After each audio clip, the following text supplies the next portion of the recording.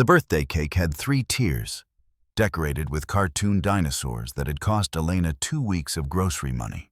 She'd stayed up until 2 a.m. the night before, hand-piping the frosting details because Marcus loved dinosaurs more than anything in the world. At 3 years old, her son believed T-Rexes still roamed the earth, hiding in forests, waiting to be discovered by brave little boys. Elena watched him now, shrieking with delight as he ran through their modest backyard with 5 other children from the neighborhood. Her hand rested on her 7-month belly where her second son kicked steadily, as if trying to join the celebration. The September sun felt warm on her shoulders, and for just a moment, Elena let herself believe everything would be okay. "The cake looks pathetic." Vivian Hart's voice cut through Elena's brief moment of peace like a blade. "You couldn't even afford a professional bakery?" Elena turned to face her mother-in-law, taking in the Chanel suit and diamond earrings that cost more than Elena's entire wardrobe. Vivian stood in the doorway of the small ranch house Richard had reluctantly purchased after their marriage, her expression suggesting she'd just stepped in something unpleasant. "Marcus loves it," Elena said quietly, keeping her voice steady. "He helped me choose the colors." "Of course he did. You've turned my grandson into someone who appreciates mediocrity." Vivian's perfectly manicured hand gestured dismissively at the backyard decorations. Paper streamers from the dollar store, balloons Elena had blown up herself because she couldn't afford helium. "This is what happens when my son marries beneath him." Elena had heard variations of this speech for 5 years now, ever since Richard Hart had brought home the daughter of a Mexican immigrant housekeeper and announced his intention to marry her. Vivian had tried everything to stop the wedding: bribes, threats, emotional manipulation. When nothing worked, she'd simply made Elena's life a systematic hell. "Vivian, please, not today. It's Marcus's birthday." Elena's hand moved protectively over her belly. "Can we just have one day without..." "Without what? Without honesty?" Vivian stepped closer, her voice dropping to a venomous whisper. "You trapped my son with one pregnancy, and now you've done it again. Do you think I don't see what you are? A gold digger who spread her legs and got lucky." The words landed like physical blows, but Elena had learned not to react. Reacting only made things worse. She'd learned that the hard way over 5 years of marriage to a man who'd loved her once, before his mother had poisoned everything between them. "Where's Richard?" Elena asked, changing the subject. "He promised Marcus he'd be here by 2. Richard is working. Unlike you, some people have actual responsibilities." Vivian's smile was sharp enough to draw blood. "He's meeting with investors about the expansion project. Real work, not playing housewife and eating bonbons while getting fat." Elena felt tears threaten, but refused to let them fall. She was 7 months pregnant, exhausted from planning a birthday party on almost no money, and her husband hadn't come home last night. Again. But she wouldn't give Vivian the satisfaction of seeing her break. "Mommy!" Marcus came running over, his face flushed with joy, his dark curls bouncing. "Can we do cake now? Please, please, please." Elena crouched down with difficulty, her pregnant belly making the movement awkward. She cupped her son's face, seeing herself in his warm brown skin and Richard in his sharp green eyes. "Of course, baby. Let me get the candles." "Grandmother Vivian." Marcus turned to his grandmother with the innocent hope of a child who hadn't yet learned that some people's love came with conditions. "Did you see the dinosaurs on my cake? Mommy made them." Vivian's expression softened slightly when she looked at Marcus, but her voice remained cold. "Yes, darling. Very creative. Now run along and play while the adults talk." As Marcus scampered away, Elena stood up carefully. "Vivian, I'm asking you as politely as I can. Please don't ruin Marcus's birthday. Whatever issues you have with me, he's just a child. My grandson deserves better than this." Vivian's gesture encompassed the modest house, the homemade decorations, Elena herself. He deserves a mother who comes from something, who can give him advantages, who won't humiliate the Hart name every time she opens her mouth. Before Elena could respond, Richard's BMW pulled into the driveway. Her husband emerged looking rumpled and hungover, his tie loosened, his expensive suit wrinkled. At 32, Richard Hart still possessed the kind of effortless good looks that had first attracted Elena. Tall, blonde, with the kind of confidence that came from never having wanted for anything. But 5 years of marriage had revealed the weakness underneath. Richard was charming when his mother approved, cruel when she didn't. He'd loved Elena passionately in the beginning, before Vivian had convinced him that marrying beneath his station was a mistake that would haunt him forever. "Sorry I'm late." Richard barely glanced at Elena as he headed for the house. Traffic was hell. "You promised Marcus you'd be here at 2. Elena followed him inside, keeping her voice low. "He's been asking about you all day." I said I'm sorry. "What more do you want?" Richard pulled a beer from the refrigerator, popping it open despite the fact that children were playing 30 feet away. "Mother, what are you doing here?" "Supporting my grandson on his birthday, since apparently his father couldn't be bothered to arrive on time." Vivian's rebuke was gentle compared to how she spoke to Elena. "Really, Richard, if you're going to have children, you should at least pretend to care about them." "I do care about him." Richard's voice took on the defensive tone he always used with his mother. "I'm working my ass off to provide for this family. Elena doesn't work. Someone has to pay the bills." Elena felt something cold settle in her stomach. They'd agreed she would stay home with Marcus, that she'd return to work after the second baby was older. Richard had insisted on it, actually, claiming he didn't want his wife working some menial job that would embarrass his family. "Richard, we talked about this. You said—" "I said a lot of things before I realized what a mistake this marriage was." The words came out bitter, hateful, nothing like the man who'd once promised to love her forever. "Do you have any idea what my life could have been if I hadn't gotten you pregnant?" The slap of his words hurt worse than any physical blow. Elena's hand moved instinctively to her belly, protecting the life growing inside her. "You told me you wanted Marcus. You told me you wanted this baby too." "I lied." Richard finished his beer and reached for another. "I wanted to make my mother happy, and she wanted grandchildren. But she also wanted me to marry someone from our world. Someone who knew how to behave in society, how to make connections, how to be useful." Through the kitchen window, Elena could see Marcus standing by the birthday cake, his small face confused as he looked toward the house. He was waiting for his father, waiting for the man who'd promised to help him blow out his candles. "He's waiting for you," Elena said quietly. "Please, Richard, whatever's happening between us, don't hurt Marcus. He loves you." "Maybe he shouldn't." Richard's voice was cold, distant, already halfway to wherever Vivian had convinced him to go.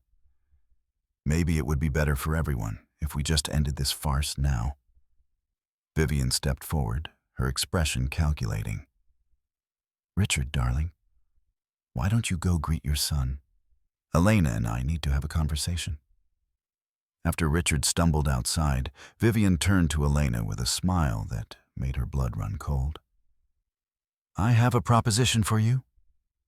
"I don't want to hear it." "Oh, I think you do." Vivian pulled an envelope from her designer purse. "Inside this is a cashier's check for $50,000. Take it, disappear, and sign over full custody of Marcus to Richard and me."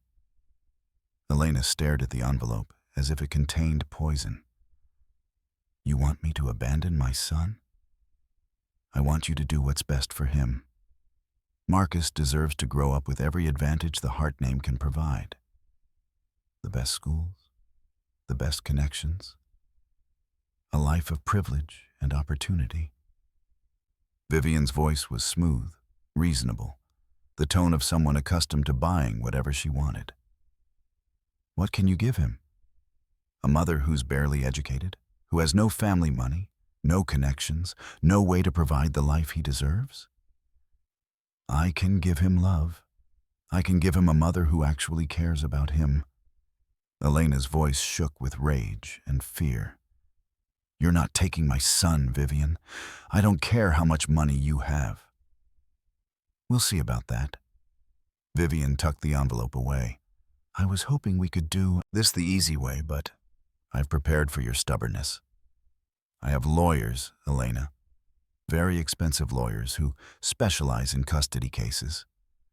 By the time we're done, you'll be lucky to get supervised visits twice a month.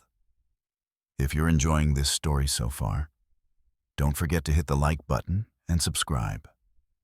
Drop a comment telling me where in the world you're watching from. I love hearing from you.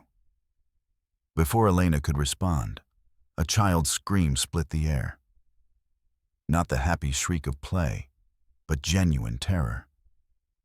Elena ran for the back door, her pregnant belly making her movements awkward, her heart hammering against her ribs.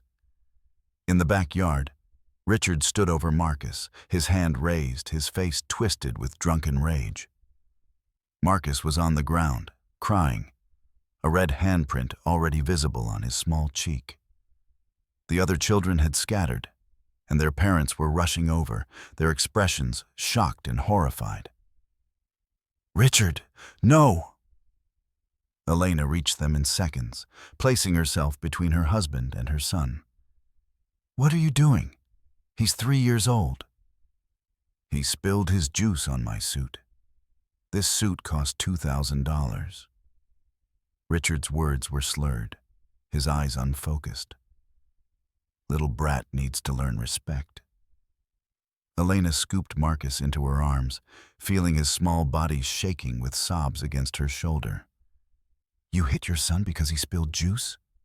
Don't you dare judge me. Richard's hand shot out, grabbing Elena's arm with bruising force. This is all your fault. If you taught him properly, let go of me. Elena tried to pull away, but Richard's grip tightened. Richard, you're hurting me. The baby. What happened next occurred in slow motion. Richard shoved her, hard, and Elena stumbled backward. Her foot caught on the edge of the patio, her arms windmilled as she tried to catch herself. And then she was falling. She twisted desperately, trying to protect her belly, trying to land on her side instead of her stomach. The impact knocked the breath from her lungs. Pain exploded through her hip and shoulder as she hit the concrete. Marcus was screaming, other children were crying, and someone was shouting about calling 911. Elena lay there for a moment, stunned, feeling wetness spreading between her legs that might have been blood or amniotic fluid or both. Her hands moved to her belly, searching for movement, praying for the familiar kick that would tell her the baby was okay. Nothing. Oh my God. One of the other mothers dropped to her knees beside Elena. Don't move. The ambulance is coming. Elena looked up at Richard, who stood frozen, his face pale with shock or fear or something that might have been regret. Vivian appeared beside him, her hand on his arm, already whispering urgently in his ear. This was an accident. Vivian's voice carried clearly across the suddenly silent backyard.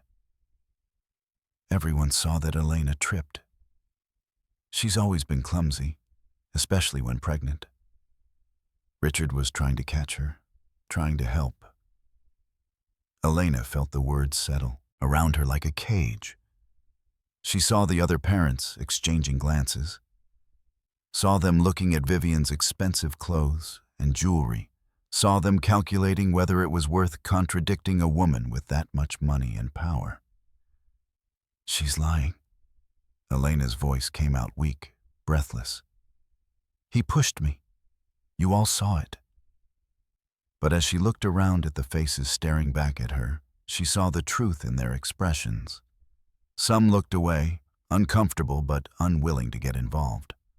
Others openly chose to accept Vivian's version of events, already rewriting what they'd witnessed to avoid conflict with the Hart family.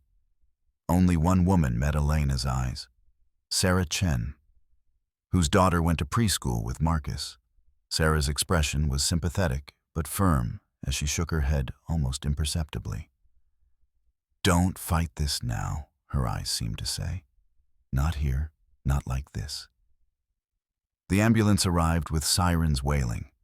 Paramedics swarmed around Elena, asking questions she could barely process. All she could think about was the stillness in her belly, the terrible absence of movement where there should have been life. "Marcus?" She reached out weakly as they loaded her onto a stretcher. "Someone needs to take care of Marcus." "I'll watch him," Sarah said firmly, already holding the crying child. "Don't worry about anything, except you and the baby." As the ambulance doors closed, Elena caught one last glimpse of her backyard. The birthday cake sat untouched on the table, its dinosaurs frozen in their frosting glory. Balloons bobbed gently in the breeze, and Richard stood with his mother, both of them already turning away, already moving on to damage control and story management and whatever other mechanisms the wealthy use to escape consequences. Elena closed her eyes as the ambulance pulled away, feeling her world crumbling around her. She'd survived 5 years of Vivian's cruelty, 5 years of watching Richard transform from the man she loved into his mother's puppet. But this, being pushed while pregnant, watching her husband hit their 3-year-old son, seeing an entire group of people choose to believe a lie rather than stand up for what was right. This was different. This was war. And Elena Martinez was done being a victim. The baby kicked then, finally, a strong movement that brought tears of relief streaming down Elena's face. Her second son was alive. They were both alive. And somehow, some way, she was going to make sure they stayed that way. Even if it meant burning her entire life to the ground and starting over. The hospital room smelled like antiseptic and fear. Elena lay in the narrow bed, connected to monitors that beeped steadily, tracking her baby's heartbeat with electronic precision. The sound should have been comforting, but every beep reminded her of how close she'd come to losing everything. "Mrs. Hart, you were extremely lucky." Dr. Patricia Morrison stood beside the bed, reviewing Elena's chart with a frown. "The fall caused some bleeding, but the placenta is still intact. Your baby appears to be fine, though we'll want to monitor you both overnight." "And after that?" Elena's voice came out hoarse from crying. "Can I go home?" Dr. Morrison's expression shifted, becoming more guarded. "Elena, I need to ask you something, and I need you to be honest with me. How did you fall?" The question hung in the air between them, heavy with implications Elena wasn't ready to face.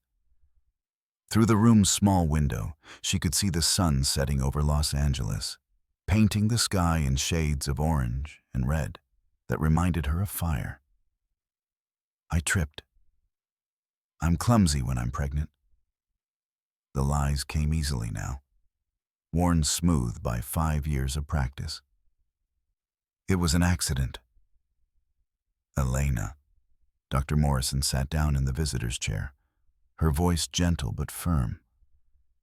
"I've been an OB/GYN for 20 years. I know what accident injuries look like, and I know what assault injuries look like. The bruising on your arm? Those are fingerprints. Someone grabbed you hard enough to leave marks." Elena turned her face away, staring at the wall. Please don't. Don't what? Don't ask if your husband pushed you while you were 7 months pregnant. Don't ask if you're safe at home. Don't ask if your 3-year-old son is safe. Dr. Morrison's voice remained calm, but Elena could hear the anger underneath. Because I have to ask these questions, Elena. It's my job to protect you and your children. You can't protect me from Vivian Hart. The words slipped out before Elena could stop them. Nobody can. She has lawyers and money and connections that reach everywhere. If I say Richard pushed me, she'll take Marcus away. She already threatened to do it before it happened. Dr. Morrison was quiet for a long moment. Elena, look at me. Reluctantly, Elena turned her head. I grew up in East LA, Dr. Morrison said quietly. My mother cleaned houses for rich families in Beverly Hills. I know exactly what you're dealing with. People with enough money to rewrite reality, to make their version of events the only version that matters. She leaned forward. But I also know that staying silent doesn't protect you. It just gives them permission to hurt you again. What am I supposed to do? Elena's voice broke. I have no money, no family here, nowhere to go. My mother died 2 years ago. I'm completely alone except for Marcus and this baby. If I fight Vivian, I'll lose. Maybe. Or maybe you'll surprise yourself. Dr. Morrison pulled out a business card and pressed it into Elena's hand. This is the number for a women's shelter that specializes in helping mothers escape domestic violence. They have resources, legal aid, housing assistance. They can help you disappear if that's what you need to do. Elena stared at the card, feeling something shift in her chest. The idea of running, of simply vanishing with Marcus and starting over somewhere far from the Hart family's reach, felt both terrifying and liberating. I can't just disappear. Richard would find me. Vivian would make sure of it. Not if you do it right. Dr. Morrison stood up, checking the door to make sure they were still alone. There are organizations that help women and children vanish completely. New identities, new locations, protection from abusive ex-partners. It's not easy, and it's not perfect. But it's better than staying somewhere you and your children are in danger. A knock on the door made both women jump. A nurse poked her head in, her expression apologetic. Mrs. Hart? Your husband is here with your son. Should I send them in? Elena's first instinct was to say no, to refuse to see Richard after what he'd done. But Marcus was out there, probably scared and confused, needing his mother. Just Marcus, please. I'm not ready to see my husband yet. The nurse nodded and disappeared.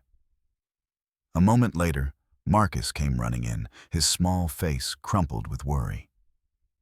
Sarah Chen followed behind him, carrying Marcus's favorite stuffed dinosaur. Mommy! Marcus climbed onto the bed carefully, as if afraid he might hurt her. Are you okay? Is the baby okay? We're both fine, sweetheart. Elena wrapped her arms around her son, breathing in his familiar scent of apple juice and playground dirt. Everything's going to be okay. Daddy said it was an accident. He said you fell down because you're clumsy. Marcus's voice was small, uncertain. But Daddy pushed you. I saw him. Why did he push you, Mommy? Elena met Sarah's eyes over Marcus's head, seeing confirmation of what she already knew. Her son had witnessed everything. He'd seen his father hit him, seen him push his pregnant mother, seen the truth that everyone else was choosing to ignore. Sometimes grown-ups make mistakes, Elena said carefully, hating herself for the partial lie. Daddy was very upset, and he did something he shouldn't have done. Is he going to say sorry? Marcus pulled back to look at his mother, his green eyes, so much like Richard's, filled with confusion.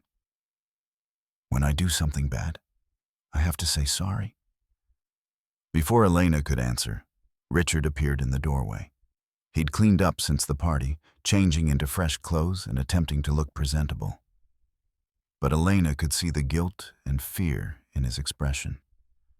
The recognition that he'd crossed a line even Vivian couldn't spin away completely. "Marcus, buddy, why don't you come with me?" Sarah said gently, holding out her hand. "Let's go find some ice cream from the cafeteria while your parents talk." Marcus looked between his mother and father, his small face troubled. "I don't want to leave, Mommy." "It's okay, baby. Go with Mrs. Chen. I'll be right here when you get back." Elena kissed his forehead, memorizing the feel of him in her arms. "I promise."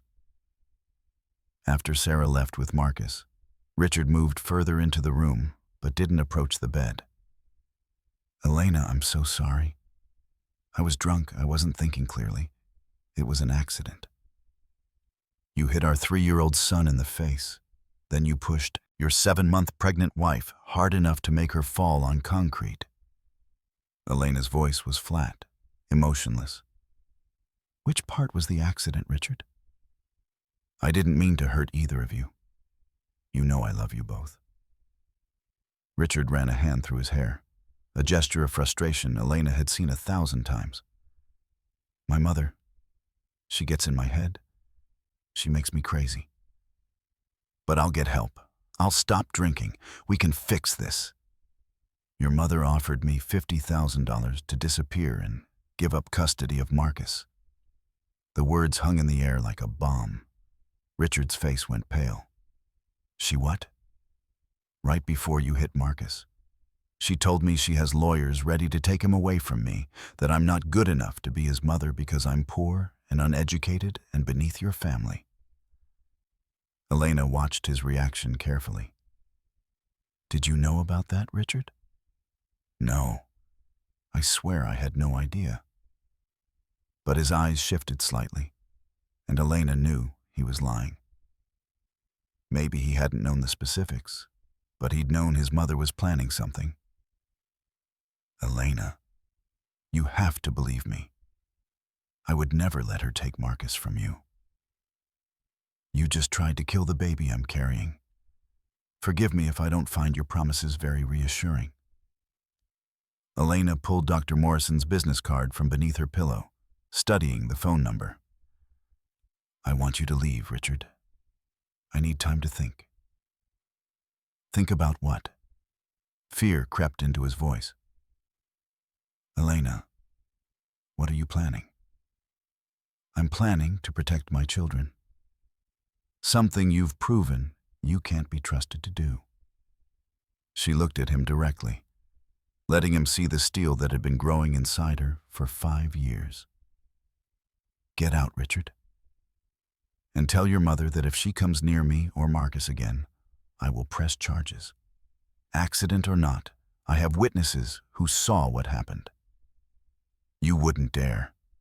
My mother would destroy you in court." "Maybe.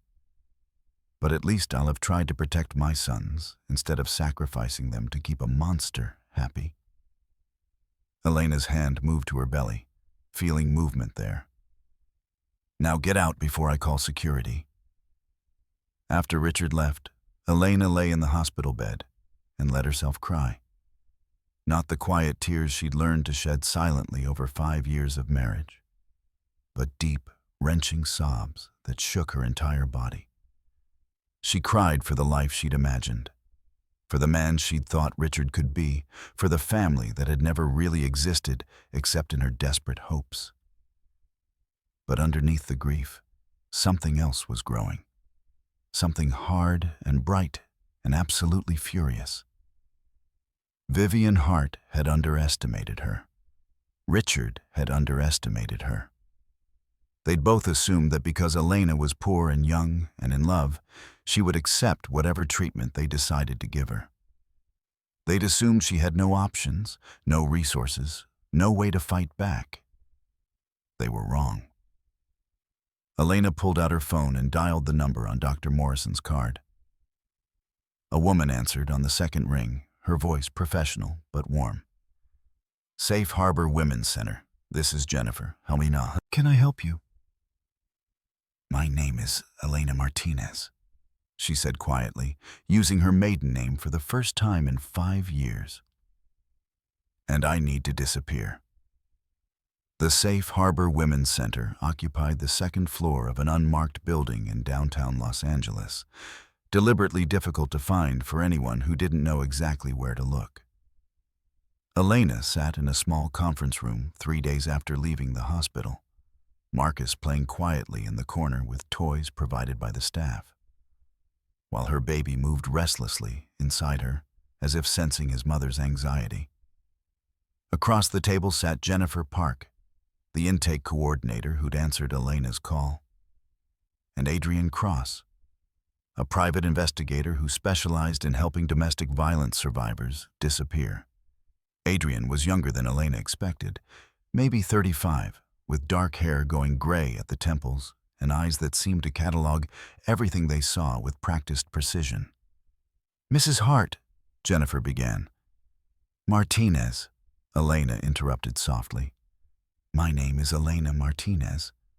I only used Hart because Richard insisted after we got married. Jennifer made a note on her legal pad, nodding. Elena, before we discuss logistics, I need to understand the full scope of what you're dealing with. You mentioned on the phone that your mother-in-law threatened to take custody of your son. Can you walk us through the last few years? Elena took a deep breath and began talking. She told them about meeting Richard at a charity gala where her mother had been working as part of the catering staff. How he'd been charming and attentive. How he'd pursued her despite his family's obvious disapproval. How she'd gotten pregnant with Marcus and Richard had proposed, claiming he wanted to do the right thing. She described the wedding, small and rushed, with Vivian Hart wearing black like she was attending a funeral. The way Richard had changed gradually over their first year of marriage, becoming colder and more distant as his mother's poison took root. The systematic isolation from her friends, the control over their finances, the verbal abuse that escalated whenever Vivian visited. He hit Marcus for the first time at his birthday party, Elena said, her voice shaking. Our son spilled juice on his suit and Richard just struck him across the face. Marcus is 3 years old. Adrian had been taking notes, but now he looked up sharply. And there were witnesses, about 8 other parents and their children. But Vivian was there immediately, telling everyone it was an accident, that I was clumsy and Richard was trying to catch me when I fell. Elena's hands clenched into fists. Some of them knew she was lying. I could see it in their faces. But nobody was willing to contradict Vivian Hart. That's the problem with people who have money and power, Adrian said quietly. They don't just buy things. They buy silence, complicity, and entire versions of reality that serve their interests. Can we use the hospital records? Jennifer asked. The doctor documented injuries consistent with assault. Maybe, but it'll be difficult. Adrian flipped through his notes. Vivian Hart sits on the board of 3 hospitals in Los Angeles, including the one where Elena was treated. She has connections throughout the medical community, the legal system, and local government. If Elena tries to fight this through official channels, Vivian will know about it immediately and deploy resources Elena can't possibly match. Elena felt despair settling over her like a heavy blanket. So there's nothing I can do? I just have to accept that she wins? I didn't say that. Adrian's slight smile held no humor. I said you can't fight her through official channels. But there are other ways to protect yourself and your children.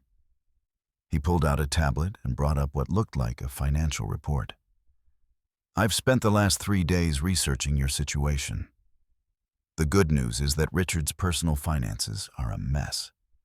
He's been living beyond his means for years, supporting a lifestyle his actual income can't sustain. The Hart family money is controlled entirely by Vivian through a series of trusts that Richard doesn't access directly. I don't understand what that means for me, Elena admitted. It means Richard is financially dependent on his mother in ways that make him vulnerable. If you play this right, you might be able to use that dependency against them both. Adrian switched to another screen. It also means that in a divorce settlement, Richard's actual assets are minimal. The house is in a trust controlled by Vivian. His car is leased. His business is mortgaged to the hilt. On paper, he's almost broke. Jennifer leaned forward. But that doesn't help Elena if Vivian uses her resources to fight for custody. True, which is why I'm suggesting a different approach. Adrian looked at Elena directly. What if you disappeared? Not permanently, but long enough to establish yourself somewhere Vivian can't reach you. Build a new life, create financial independence, and position yourself to fight from a place of strength rather than weakness. How am I supposed to do that? Elena gestured to her pregnant belly. I'm about to have a baby. I have no money, no job skills that would pay enough to support 2 children. My mother is dead. I have no family who can help. Actually, Adrian said slowly, that's not entirely accurate. He pulled out another document and slid it across the table. Elena stared at it in confusion. It was a letter from a law firm in New York, addressed to Elena Martinez, dated 6 months ago. What is this? Your mother's estate paperwork. It was sent to your last known address before you married Richard, but it was returned as undeliverable. I tracked it down through public records. Adrian's voice was gentle. Elena, did your mother ever mention having a brother? Elena shook her head slowly. She said she was alone, that her family in Mexico had disowned her when she came to the United States. She lied. Or rather, she kept a secret to protect you. Adrian opened the letter and pointed to the relevant passage. Your mother had an older brother named Carlos Martinez. He immigrated legally 20 years before your mother did, changed his name to Charles Martin, and built a very successful software company in Silicon Valley. The words on the page blurred as Elena tried to process what she was hearing. I have an uncle? Why wouldn't she tell me? Because Charles, was involved in some legally gray areas when he first started his company. Your mother was trying to protect you from any association with that history. Adrian pulled out more documents. But Charles Martin died 8 months ago, and he left his entire estate to his only living relative. You. Elena stared at the papers, her mind refusing to accept what she was seeing. Numbers swam before her eyes, large numbers, impossible numbers. This says $2.4 million. Charles Martin sold his software company for $127 million 5 years ago. He invested wisely, lived modestly, and when he died, he left explicit instructions for his estate to be settled and the proceeds given to his sister's daughter. Adrian's smile was genuine now. Elena, you're a multi-millionaire. You just didn't know it because the notification letters never reached you. The room spun. Marcus looked up from his toys, sensing something significant was happening, even if he didn't understand what. Elena felt her baby kick hard, as if celebrating this impossible news. I can't. Words failed her completely. Jennifer reached across the table and squeezed her hand. Breathe, Elena. Just breathe. This changes everything, Adrian continued once Elena had steadied herself. With these resources, you can disappear properly. Set up a new identity for yourself and Marcus in a state where Vivian has no connections. Establish residency, hire top-tier lawyers, and build a case for sole custody from a position of financial strength. But the inheritance is in my real name, Elena said, her mind starting to function again. Won't Richard and Vivian be able to trace it? Not if we're careful. The estate paperwork lists you as Elena Martinez, maiden name. As far as public records show, Elena Hart has no connection to Charles Martin's estate. Adrian was already making notes. We'll need to keep it that way. Access the funds through your maiden name, set up accounts Richard can't find, and build your new life completely separate from anything connected to the Hart family. Where would I go? Elena looked down at Marcus, who was building a tower with blocks, oblivious to the conversation reshaping his future. He just turned 3. He doesn't understand why his father hit him, why we left. How do I explain that we're never going back? You tell him the truth, Jennifer said gently. In age-appropriate ways, you tell him that sometimes families need to separate to stay safe. That his mother loves him more than anything and will always protect him. That his new life will be better, even if it's different. Kids are more resilient than we give them credit for, Adrian added. Marcus is young enough that this won't scar him permanently, especially if you handle it with care. The real question is, are you ready to do this? Ready to walk away from everything you know and start over? Elena thought about the modest house she'd tried so hard to make into a home. The backyard where Marcus had played before his birthday party became a nightmare. The life she'd built with Richard before Vivian's poison had destroyed everything worth saving. Then she thought about the alternative.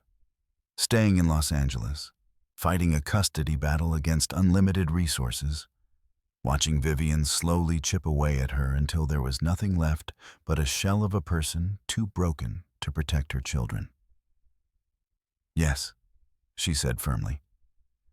I'm ready. Good. Adrian pulled out a laptop and started typing. We'll need to move quickly. Once Richard realizes you're not coming back, he'll file paperwork. Vivian will mobilize her lawyers. We need you established somewhere else before that happens. How long do we have? A week, maybe 2 if we're lucky. The hospital discharged you 3 days ago with instructions for bed rest. Richard probably thinks you're at home, recovering and compliant. We need to use his assumptions against him. Jennifer handed Elena a burner phone. Use this to communicate with us. Don't turn on your regular cell phone. It can be tracked. Don't use credit cards in your name. Don't access social media. And don't contact anyone from your old life. As of right now, Elena Hart is effectively dead. Elena Martinez is being reborn. The weight of what they were planning settled over Elena like a shroud. What about my things? Marcus's toys, our clothes, everything at the house? Gone, Adrian said bluntly.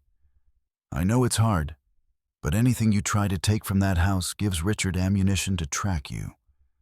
We'll buy new everything once you're settled somewhere safe. Where? Elena asked. Where will we go? Adrian pulled up a map on his laptop. I've been researching cities with strong tech industries where a single mother with capital could establish herself. Seattle has possibilities, but it's too close to California. Austin, Texas has a booming tech scene and no personal income tax. Research Triangle in North Carolina. Or... He zoomed in on one location, and Elena saw the city name. Portland, Oregon. Portland has everything you need. A thriving tech community where someone with capital could make connections and investments. Excellent schools for Marcus. A culture that values privacy and doesn't ask too many questions about people's pasts. And most importantly, it's far enough from Los Angeles that Vivian's influence is minimal. Elena stared at the map, feeling the weight of the decision pressing down on her. Portland was nearly 1,000 miles from everything she'd ever known. From the city where her mother had worked herself to exhaustion cleaning other people's houses. From the grave where her mother was buried. "I want to visit my mother's grave before we leave," she said quietly. "One last time." Adrian and Jennifer exchanged glances. "That's risky," Adrian said. "If Richard or Vivian has someone watching, I don't care. I'm not leaving without saying goodbye to her." Elena's voice was steel. "She spent her whole life trying to give me opportunities she never had. She kept the secret about her brother to protect me. The least I can do is tell her I'm taking the gift she gave me and using it to save her grandsons." After a long moment, Adrian nodded. "Okay, but we do it my way. Early morning, before dawn. I'll have someone watching to make sure we're not followed. You get 5 minutes, Elena. That's all." They went at 4:47 a.m. on a Tuesday morning, while Los Angeles still slept beneath its blanket of marine layer fog.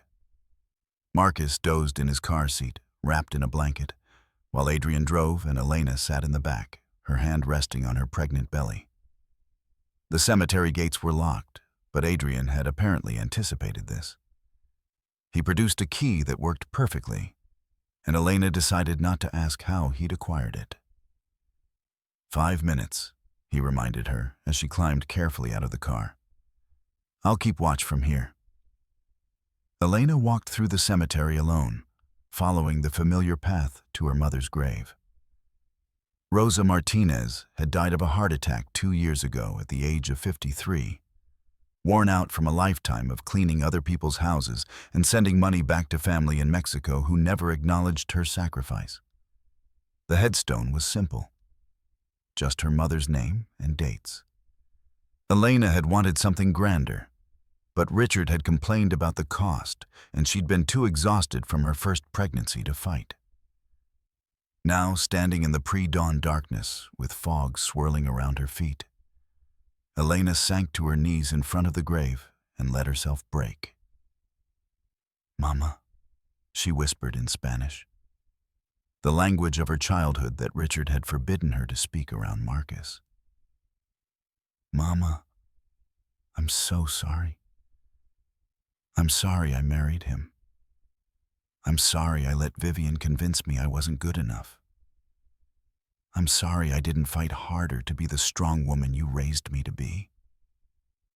The fog shifted, and Elena imagined she could feel her mother's presence, the same gentle strength that had sustained her through childhood. "I just found out about Uncle Carlos, about the money he left me. Why didn't you tell me, Mama? Why did you let me think I was alone?" Tears streamed down Elena's face, warm against the cold morning air. "I could have had help. I could have left Richard years ago." But even as she asked the question, Elena understood the answer. Her mother had been protecting her the same way Elena was now protecting Marcus. Rosa had kept her brother's success secret because she'd wanted Elena to make her own way, to not be dependent on anyone's money or power. She'd wanted her daughter to be strong enough to stand alone. "I'm going to be strong now, Mama. I promise. I'm taking Marcus and the baby somewhere safe. Somewhere Vivian can't reach us. And I'm going to use Uncle Carlos's gift to build something extraordinary." Elena placed her hand on the cold stone. "I'm going to make you proud. Both of you." A bird called somewhere in the darkness, and the fog began to lift as dawn approached. Elena stood carefully, her pregnant body protesting the movement, and took one last look at her mother's grave. "I love you, Mama. Thank you for everything you sacrificed for me. I promise your grandsons will know your story. They'll know that they come from strength, from people who fought and survived and never gave up." Back at the car, Adrian was waiting with an expression of professional concern. We need to go. Now. There's a sedan that's been circling the cemetery for the last 2 minutes. Elena climbed into the car quickly, adrenaline flooding her system. Did they see us? I don't think so. But we're not taking chances. Adrian pulled out smoothly, his eyes constantly checking mirrors. Change of plans. We're not going back to your temporary housing. We're going straight to the airport. Now? But we haven't packed. Marcus needs... We'll buy everything you need when we get to Portland. Trust me, Elena. If that was Vivian's people watching the cemetery, it means she knows you're planning something. We need to disappear before she figures out where. In the back seat, Marcus stirred and opened his eyes. Mommy? Where are we going? Elena turned to look at her son, seeing confusion and trust warring in his small face. This was it. The moment where their old life ended and their new one began. The moment where she chose to fight instead of surrender. We're going on an adventure, baby, she said softly, reaching back to hold his hand. To a new city where we're going to have a new home and a new life.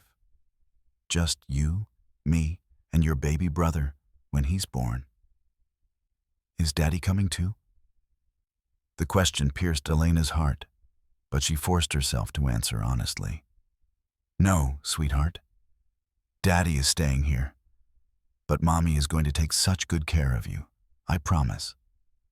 Marcus was quiet for a long moment, his 3-year-old mind processing information far too heavy for someone so small. Finally, he said, Okay, Mommy, I trust you. Those 4 words, I trust you, gave Elena more strength than $1 million ever could. As Adrian navigated through Los Angeles's early morning traffic toward LAX, Elena looked out the window at the city where she'd spent her entire life. She thought about the girl who'd fallen in love with a charming rich boy at a charity gala, about the woman who'd tried so hard to make herself small enough to fit into Vivian Hart's approved mold, about the mother who'd stayed silent while her husband's cruelty escalated because she'd been too afraid to fight back. That woman was gone now, left behind in a cemetery with her mother's grave and her failed marriage and all the broken dreams of who she'd thought she could be. In her place was someone new, someone stronger, someone who discovered that she had resources and options and the courage to use them.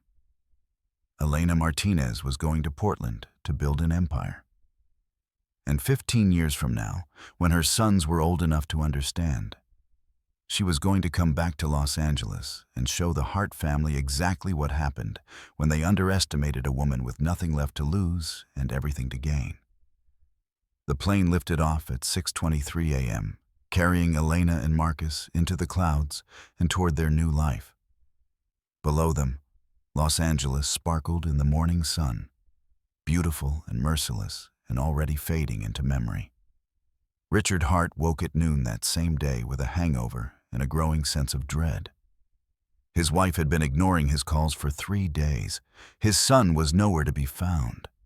And his mother was already on the phone, her voice sharp with accusation. Richard, darling, we have a problem. Elena is gone. 15 years later, Marcus Hart stood in front of Lincoln High School in Portland, Oregon, watching the October rain turn the parking lot into a mirror that reflected the gray sky above. At 17, he'd inherited his mother's warm brown skin and sharp cheekbones. But his green eyes were pure Richard Hart, a fact that still bothered him whenever he looked in the mirror. He pulled his hood up against the rain and checked his phone. His best friend Tyler had texted him 20 minutes ago asking if he wanted to grab coffee after school, but Marcus had ignored it.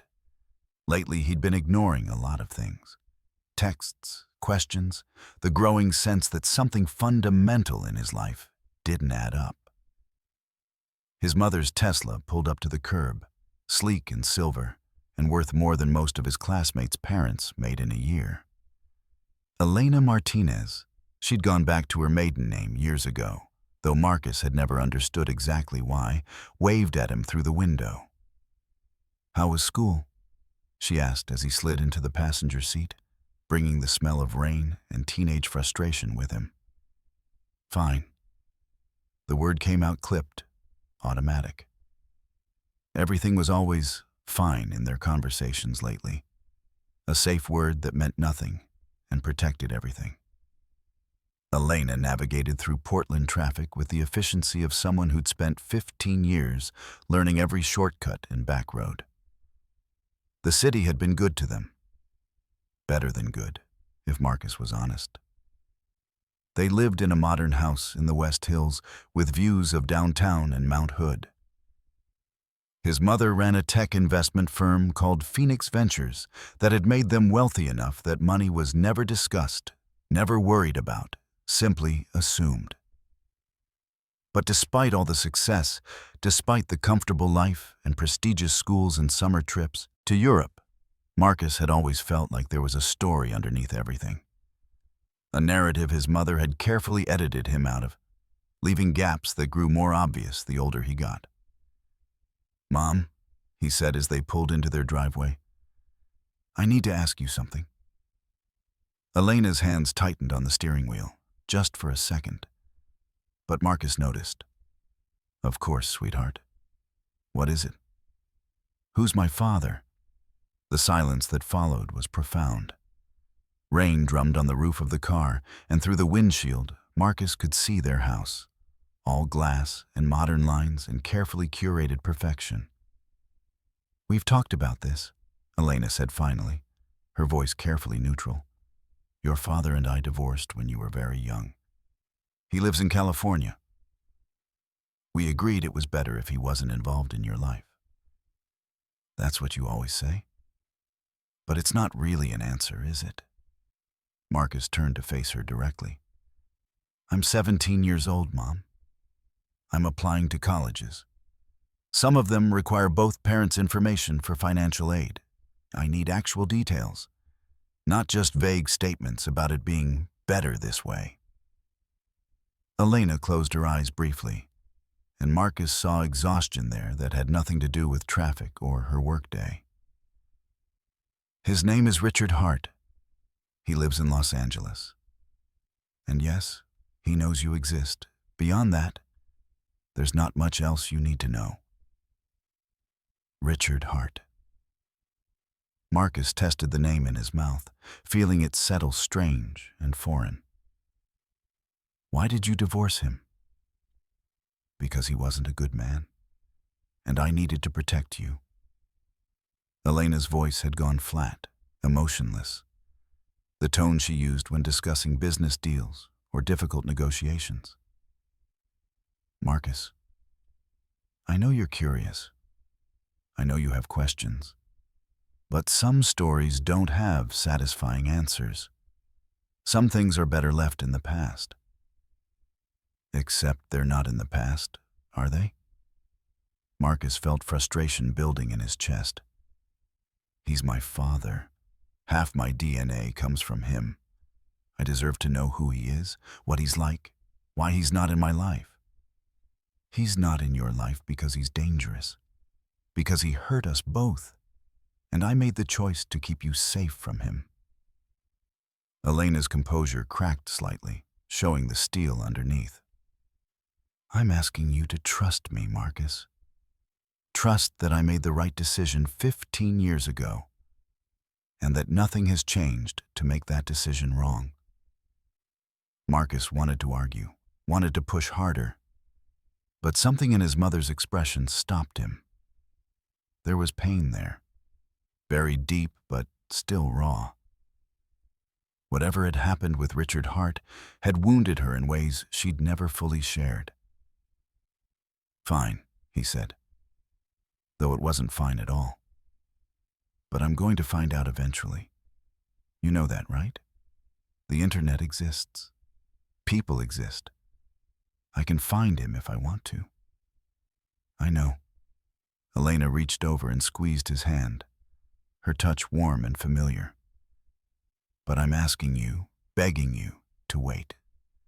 at least until you're 18, until you're legally an adult and can make that choice with full understanding of the consequences. Marcus pulled his hand away gently. What consequences?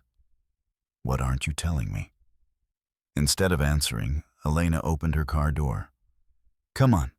Your brother should be home from practice soon.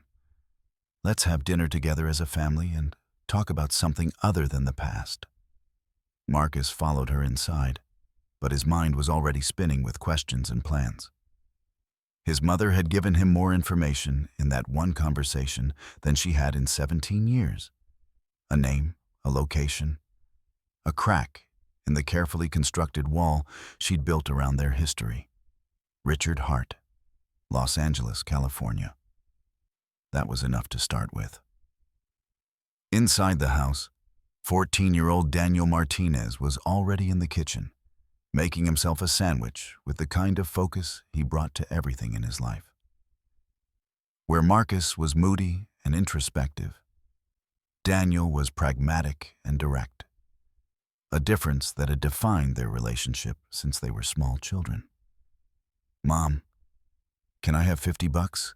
Daniel asked without preamble. The robotics team needs new components for our competition project. Elena pulled out her wallet automatically, handing over the money. What are you building? Autonomous navigation system with machine learning integration. It's going to dominate regionals. Daniel took the money and his sandwich toward his room. Thanks, Mom. Oh, and Marcus, Coach wants to know if you're actually going to show up to practice this week, or if he should just cut you from the team. Tell Coach I'll be there, Marcus said, though he had no intention of going to basketball practice. He'd been skipping regularly for the past month, using the time to work on something else entirely. After Daniel disappeared upstairs, Elena started preparing dinner with practiced efficiency. Marcus watched her move around the kitchen, this woman who'd built an empire from nothing, who'd made them wealthy and secure, who'd given him every advantage except the one thing he actually wanted, the truth about where he came from. Marcus, she said without turning around, I can hear you thinking from here. Whatever you're planning, please don't. I'm not planning anything. You're a terrible liar. You've been a terrible liar since you were 3 years old and tried to convince me that the chocolate on your face came from thin air. Elena turned to face him, her expression softening. I know I'm asking you to trust me without giving you all the information. I know that's not fair. But I need you to understand that some secrets exist for good reasons. What good reason could there be for keeping me from knowing my own father? Elena was quiet for a long moment, weighing something in her mind. Finally, she said, Come with me. There's something I need to show you. She led him to her home office, a space Marcus rarely entered because it felt too personal. Too much like violating the sanctuary where his mother conducted the business that had built their lives. Elena opened a drawer in her desk and pulled out a thick folder, sealed with tape that had yellowed with age. I made this 15 years ago, right after we moved to Portland. I told myself that when you were old enough, when you were ready, I would give it to you and let you decide what to do with the information. She held the folder but didn't hand it over yet. But Marcus, once you open this, you can't unknow what's inside.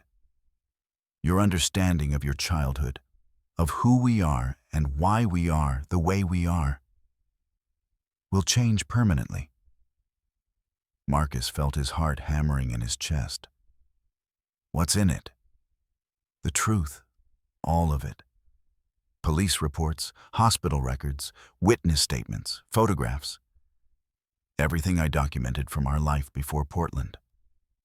Elena's voice was steady, but her hands trembled slightly. Including what happened at your 3rd birthday party.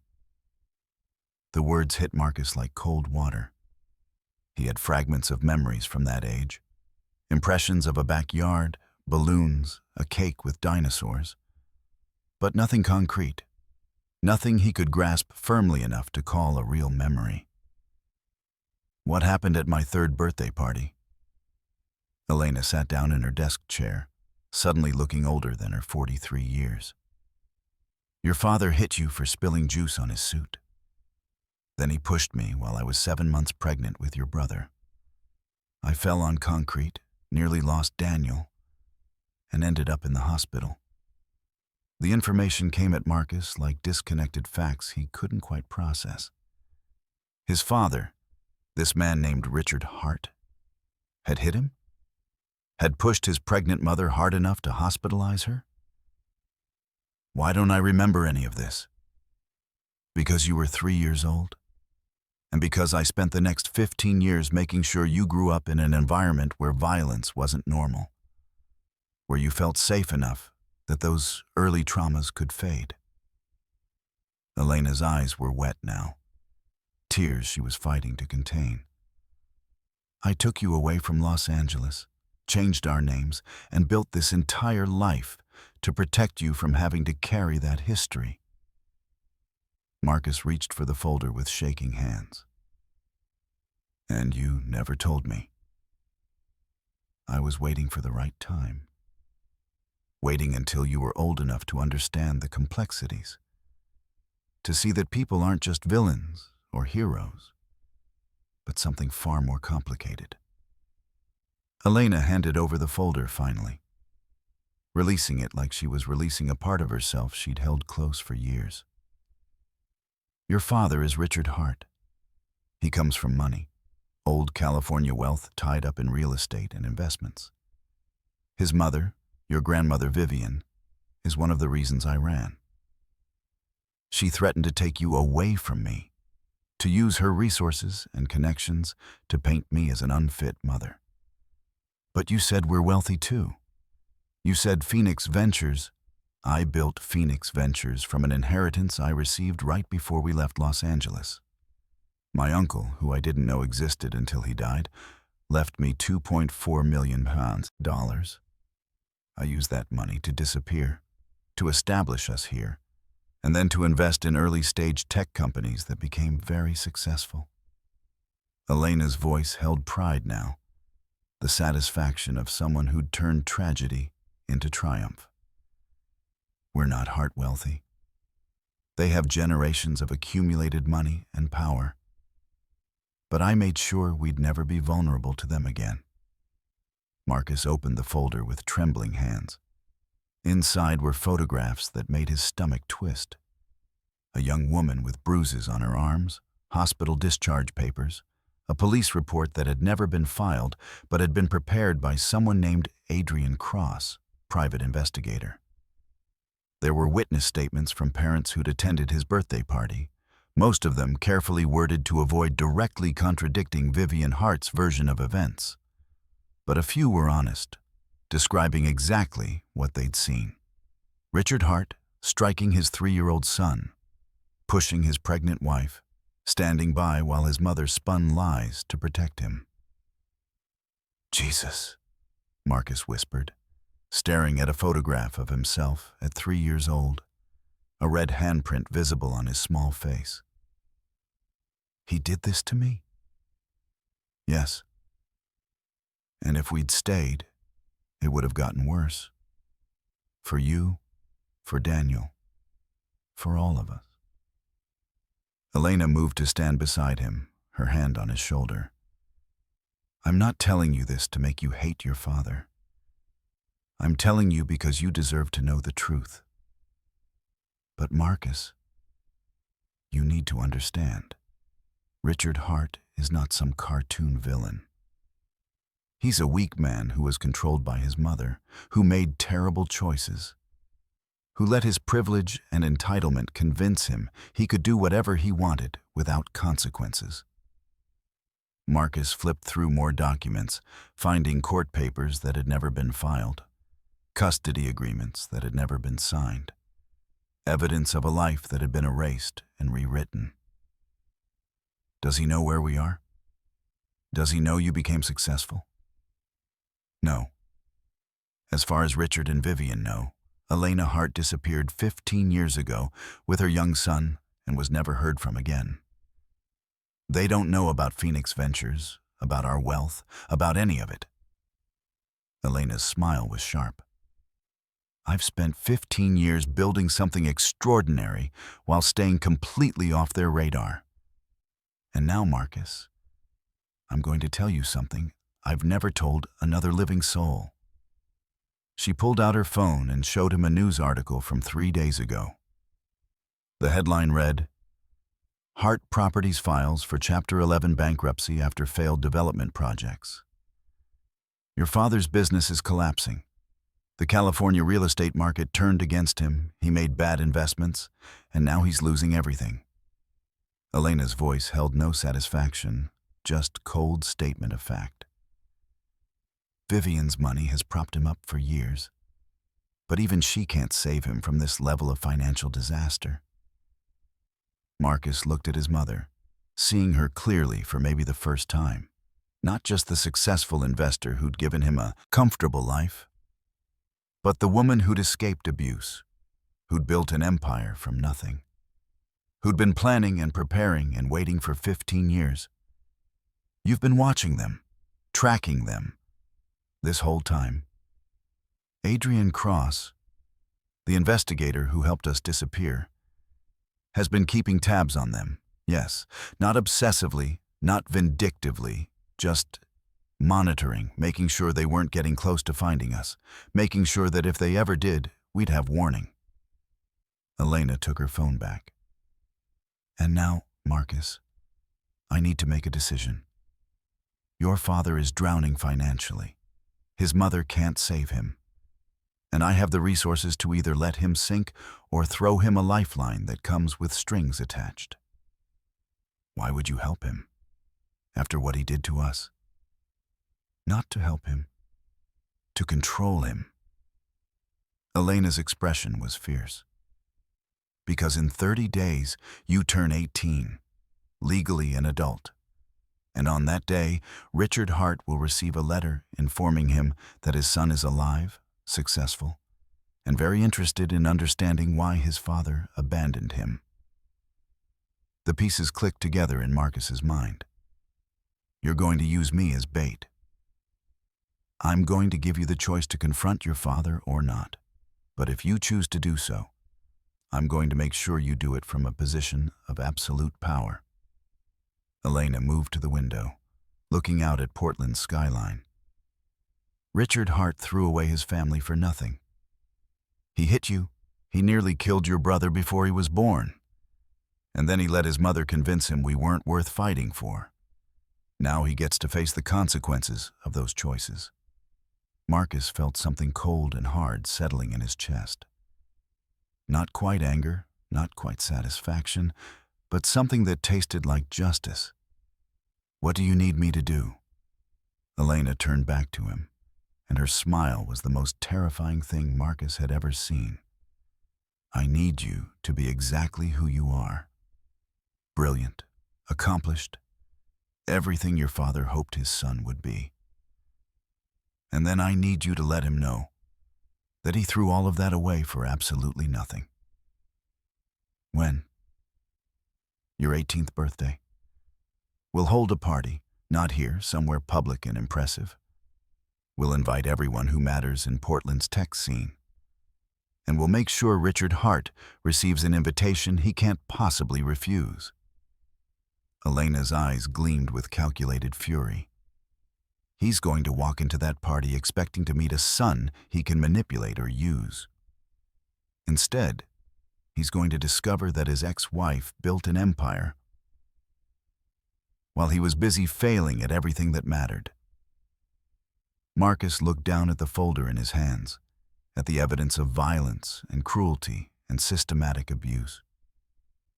He thought about his mother working 3 jobs before Phoenix Ventures took off, about the nights she'd spent teaching herself investment strategy and corporate finance, about the years of careful planning and preparation that had led to this moment. I'm in, he said quietly. Whatever you need me to do, I'm in. Elena crossed the room and pulled him into a hug, holding him tight the way she used to when he was small and needed reassurance. "You don't have to do this, Marcus. We can let them stay buried in the past. We can ignore them and keep living our lives." "No," Marcus said firmly, pulling back to meet her eyes. "You've protected me for 15 years. Now it's my turn to stand with you. Richard Hart doesn't get to just walk away from what he did. Not anymore." Downstairs, the front door opened, and Daniel called out, "Mom, Marcus, why does it smell like something's burning?" Elena laughed, the sound breaking the tension. "Because I forgot I was making dinner. Come on, let's go save whatever's left." As they headed downstairs, Marcus felt the weight of the folder in his hands. Evidence of a past he'd never known. Ammunition for a confrontation he'd never imagined. His mother had spent 15 years preparing for this moment, building strength and resources and strategic positioning. Now Marcus was going to help her finish what she'd started. Richard Hart had thrown his family away like garbage, confident that his money and his mother's power would protect him from any consequences. He was about to learn that some consequences took 15 years to arrive, but hit twice as hard when they finally did. The offices of Phoenix Ventures occupied the 23rd floor of the U.S. Bancorp Tower in downtown Portland. All glass walls and sleek minimalism that spoke of quiet power rather than ostentatious wealth. Marcus had been here dozens of times over the years, but tonight felt different. Tonight, he was seeing it through new eyes. Not as his mother's workplace, but as the fortress she'd built to protect them both. Elena stood at the floor-to-ceiling windows, looking out at the city lights below. Adrian Cross sat across from her desk, older now, but still possessing that sharp-eyed intensity Marcus remembered from childhood. He'd been a constant presence in their lives. The man who helped with homework, who taught Marcus to drive, who showed up at every basketball game, even though Marcus had never quite understood what his relationship with his mother actually was. "Adrian's been in Los Angeles for the past week," Elena said without turning around. "Tell Marcus what you found." Adrian pulled out a tablet and brought up financial documents that made Marcus's head spin. "Hart Properties is hemorrhaging money. Your father took on massive debt to finance 3 luxury condo developments in Orange County.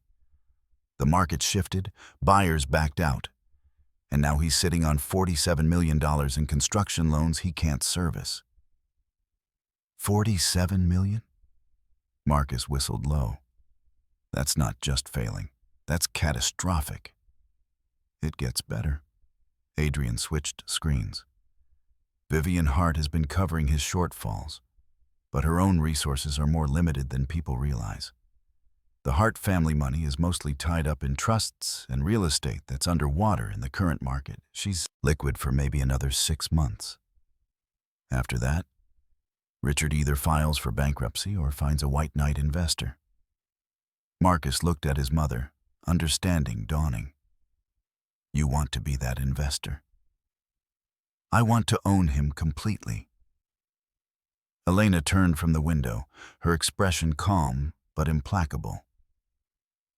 "Richard threw us away because he thought we were worthless. Now I'm going to buy his entire life and make him understand exactly what he lost." "Mom, that's..." Marcus struggled for the word. "That's nuclear." "That's justice," she corrected. "I spent 15 years building Phoenix Ventures into a firm with $1 billion under management. I invested in companies that changed industries.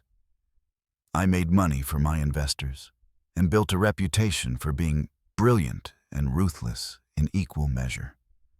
Her smile was sharp as broken glass. "And I did it all while Richard Hart was busy failing at the one thing he was supposed to be good at: managing his family's money." Adrian pulled up another document. "Here's the interesting part. 3 months ago, Vivian Hart approached 5 different investment firms trying to find someone to inject capital into Hart Properties. She was turned down by all of them because Richard's reputation in California real estate is toxic. He's known for being erratic, for making emotional decisions, for letting his personal life interfere with business. But we're not in California, Marcus said slowly. We're a Portland firm. Nobody would connect Phoenix Ventures to Elena Hart from 15 years ago. Exactly. Elena moved to her desk, pulling up a presentation on her computer. Tomorrow morning, Vivian Hart is going to receive a letter from Phoenix Ventures expressing interest in discussing a strategic investment in Hart Properties. The terms will be extremely favorable. $50 million in financing, enough to save Richard from bankruptcy and complete his developments. What's the catch? Marcus asked, because there was always a catch. The catch is that Phoenix Ventures gets 60% equity in Hart Properties, board seats, and approval rights over all major decisions. Elena's voice was clinical, businesslike. Richard would effectively become an employee of his own company. Every decision he makes, every dollar he spends, would require our approval. Marcus felt something twist in his chest. Not quite excitement, not quite fear, but a recognition that his mother had been planning this for far longer than he'd realized. When do they find out who really owns Phoenix Ventures? At your 18th birthday party, which will be held in Los Angeles. At the very same event, where they discover their savior investor is actually the woman they tried to destroy 15 years ago. Elena sat down, suddenly looking tired. But Marcus, I need to know you're really okay with this. Once we start this process, once they know who we are, there's no going back to the quiet life we've built here. Marcus thought about the folder upstairs, about the photographs of a 3-year-old with a handprint on his face, about his mother in a hospital bed fighting to save his brother's life. He thought about 15 years of careful questions that were never quite answered, of a father who existed only as an absence in his life. I want to meet him, Marcus said quietly. I want to look Richard Hart in the eye and ask him why hitting his 3-year-old son seemed like a reasonable thing to do. Why pushing his pregnant wife was acceptable. Why he let his mother control him so completely that he threw away his entire family. And if he has answers you don't like? Elena asked. If he's not sorry, if he blames me, if he tries to manipulate you into believing his version of events, then I'll know exactly who my father is, and I can stop wondering. Marcus stood up, pacing to the window where his mother had stood moments before. Below, Portland sparkled in the October rain, beautiful and safe and far from the life they'd escaped. But I also want him to know what you built, Mom. I want him to see that the woman he threw away became more successful than he ever dreamed of being. That's not revenge, that's just truth. Adrian cleared his throat. There's one more thing you both need to know. I've been monitoring Richard's personal life as well as his business dealings. And? Elena's voice was carefully neutral. He never remarried, never had other children. From what I can tell, he's essentially alone except for Vivian. Adrian pulled up photos on his tablet, surveillance shots of a man in his late 40s, still handsome but worn down in ways that had nothing to do with age. He drinks heavily, works constantly but not particularly well. His few friends from 15 years ago have mostly drifted away. He's isolated in exactly the way you were when you lived with him, Elena. Marcus stared at the photographs of his father. Richard Hart looked nothing like the monster from his imagination. He just looked tired, sad, trapped in a life that had clearly not delivered on its promises. Does he ever talk about us? The question slipped out before Marcus could stop it. About me and Mom and Daniel? Adrian hesitated, which was answer enough. Not where my sources can hear. But his assistant told one of my contacts that he has a photo of you on his desk from when you were 2 years old. She said he looks at it sometimes when he thinks no one's watching. The information hit Marcus harder than he expected. His father kept his photo on his desk, looked at it when he thought no one could see, carried some version of regret or loss or guilt that manifested in stolen glances at a child's face frozen in time. That doesn't change what he did, Elena said firmly, reading Marcus's expression. People don't get credit for feeling bad about their abuse. They get credit for stopping the abuse, for making amends, for doing the hard work of becoming better. Richard has done none of those things. I know, Marcus said, but it makes it more complicated, doesn't it? If he was just a monster, it would be easier. Life is rarely easy or simple. Elena stood and moved to stand beside her son, both of them looking out at the city they'd made their home. The question is, are we doing this? Are we really going to Los Angeles? Are we really going to insert ourselves back into the Hart family's life? Are we really ready for whatever consequences come from that choice? Marcus thought about his little brother downstairs, probably still working on robotics components with single-minded focus. Daniel had no memories of California, no knowledge of Richard beyond the vague acknowledgement that they had a father who wasn't in their lives. This would affect him too. Would force him to confront a history he'd been shielded from even more completely than Marcus. Daniel needs to know, Marcus said. Before we do anything else, Daniel needs to know the truth. Elena nodded slowly. You're right. Tonight, after dinner, we tell him everything. Daniel Martinez took the news better than Marcus expected, which was to say, he took it the way he took everything, with practical analysis and strategic questions. So, our father is Richard Hart. He's a violent alcoholic who nearly killed both of you. His mother is a controlling monster, and now his business is failing, and Mom is going to buy it to prove a point? Daniel summarized, sitting on the living room couch with his arms crossed. Did I miss anything? It's not about proving a point, Elena said gently. It's about making sure he can never hurt anyone else the way he hurt us. By becoming his boss? By controlling his company?